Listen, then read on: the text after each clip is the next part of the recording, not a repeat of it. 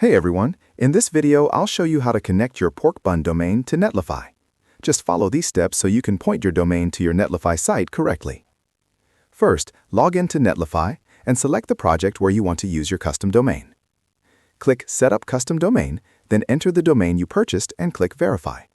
Once verified, click Add Domain. Next, choose Set up Netlify DNS, then click Verify. Click Add Domain again and select Continue.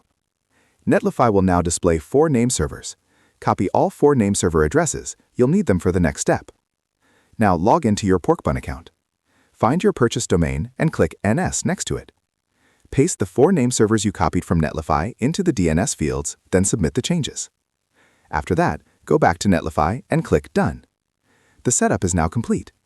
Click on your website name and you should see that your site is now updated to use your new custom domain. And that's it.